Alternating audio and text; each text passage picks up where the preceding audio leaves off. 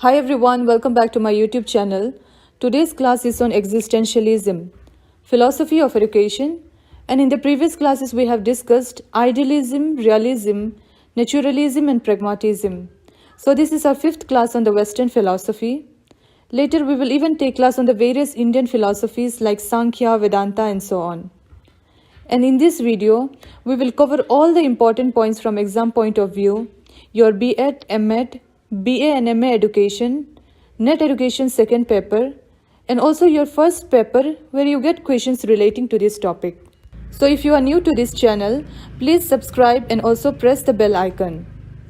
So in today's class, we will understand in the most simple way the meaning of existentialism, the exponents, metaphysics, epistemology and axiology, fundamental principles, aims of education, curriculum, methods of teaching, role of teacher and students, discipline and school. So existentialism. It is an European philosophy. It is said to be the youngest Western philosophy. It was coined by Gabriel Marcel. Soren Kierkegaard is called the father of existentialism. The main focus of this philosophy is on the existence of human being, as it is very clear from the name itself of the philosophy. So it gives importance to individuals' existence, their freedom and choice.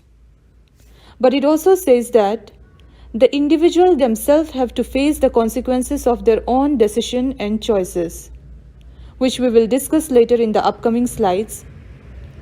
This philosophy is a revolt against the traditional reality and hence rejects the traditional Western philosophy. Nothing is predetermined. There is nothing such as it was written for you by God or any higher power, pre-planned for you, or you are destined for it, and so on. It believes that man can shape his own destiny according to his own will and activities. Next, existence precedes essence, which basically means that individual first of all exists, and later on he derives the meaning of his existence. So this existence precedes essence was given by Sartre. He said that man first of all exists, he encounters himself, surges up in the world and defines himself afterwards. Existence is characterized by concreteness and particularly and also by a sheer givenness. Let's take the example of a book. The book lying on the table exists as it is, whether we believe it or not, and its existence is presented to us as a fact to be accepted. To exist is to have a place and time in the real world. Existence is not an idea or an essence that can be intellectually manipulated. By essence, we mean ideas, values, ideals, thoughts, etc. Existentialism has both theistic and atheistic forms. Theist means people who believe in the existence of God, and atheist means people who do not believe in the existence of God. Religious existentialists are Soren Kierkegaard, Gabriel Marcel, Martin Buber, and Paul Tillich. The atheistic existentialists are like Jean-Paul Sartre, Martin Heidegger, Simone de Beauvoir, and Albert Camus.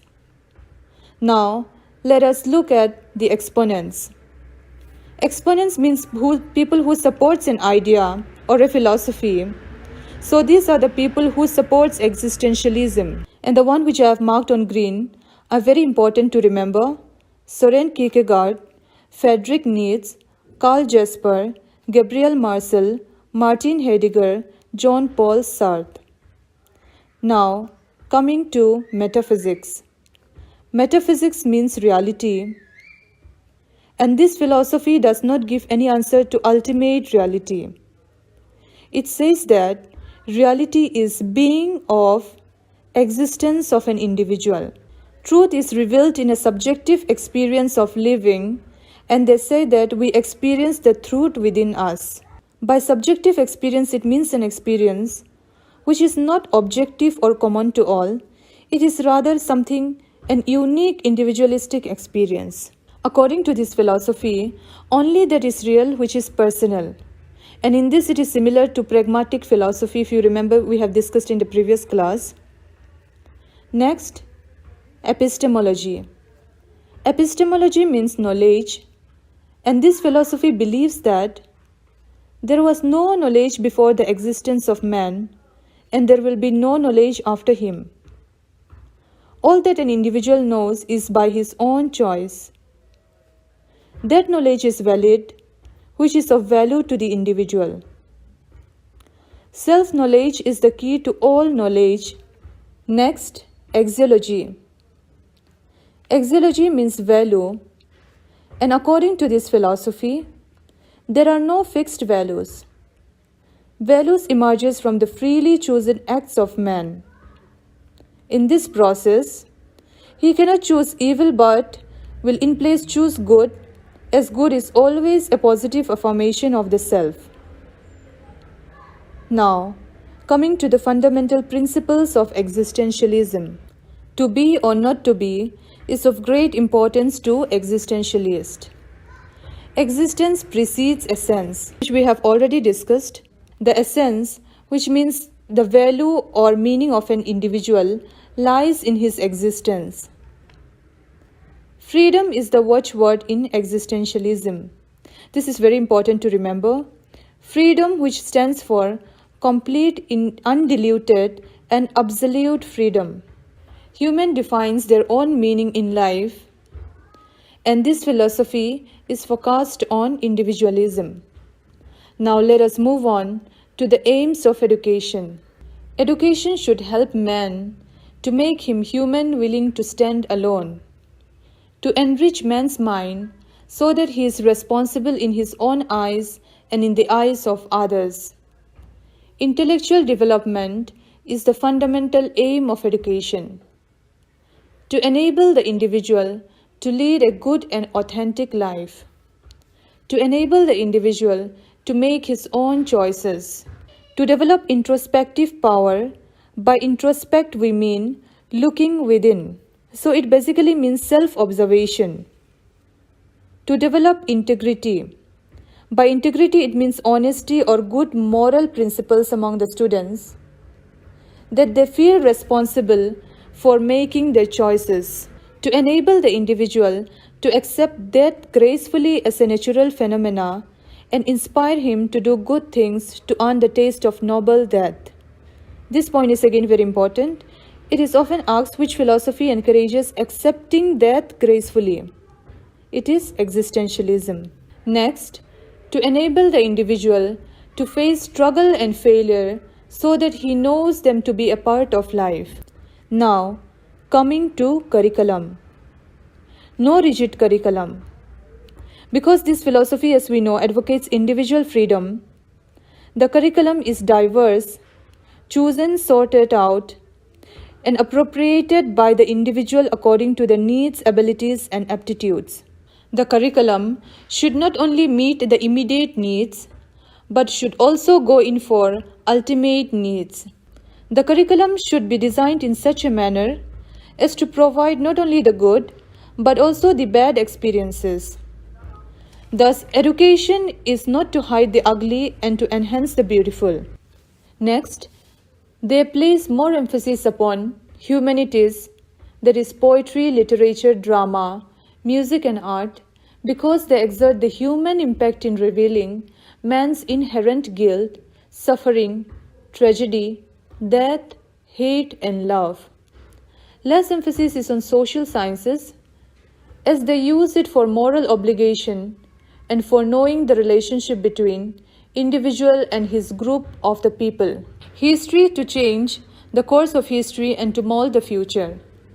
Science are also to be taught, but not so impersonally and not with a view to go for extreme specialization. And even though most of the existentialist philosophers are atheists, they are not against religion and religious studies because they feel that it keeps them aware of death. They are for the study of world religion so as to develop religious attitude in a free way within the students. Next, methods of teaching. Socratic method. So this is basically a method which involves dialogues questioning. Here what happens is the teacher shows that he don't know anything, even though he have a deep knowledge of that subject. He not only brings out the information from the students, but also verifies it from them. The information is drawn from the students by means of skillfully directed dialogues and questions. So that is Socratic method. Also it uses case study method, scientific or experimentation, question answer method. This is again very important. Since this philosophy focuses on individualism, there is no place for group dynamics. Now let us look at the role of teacher. The role of an existentialist teacher is to help the students to be original and authentic, to teach the students to accept only that as true which convinces them and not which is forced upon them. His role is to make the students understand that at times when their choices and decisions take them to some harm, then they are not to blame the environment, friends, family, or God. He must educate the students to learn to suffer for his choices. This basically means that if the individual has chosen or say taken a decision which turn out to be wrong or cause harm to him, then he cannot run away from it by blaming God or somebody. He should accept that it is the consequences of his own choice and he must go through it. The teacher's role is to create an environment in which the students freely choose their own preferred way. Next, role of students. This philosophy is child-centered. Again, this point is very important to remember. It can be asked whether this philosophy is child-centered or teacher-centered. So it is child-centered. The students must strive to achieve the goals he has fixed for himself. As for him, his potential accomplishment is of supreme importance. The student's role is to acquire values for hard work and to make the best of it. Also, his role is to understand that lazy, selfless and improper life is not worth living. Now, coming to discipline. This philosophy gives complete freedom to the child. It believes that freedom is required for natural development. But then again, as we have said, the individual himself is responsible for the consequences of his own choices. Now coming to the last one, there is school. An existentialist school is a place where the students can exercise their free will. It is a place of self-discovery. Also, to this philosophy, home and school are equally responsible for the education of the child. So that was all on existentialism. I hope you liked the video, and if you like the video, please like, subscribe and also leave a comment below. This will motivate us to make and bring new videos for you. Thank you for watching. Have a nice day.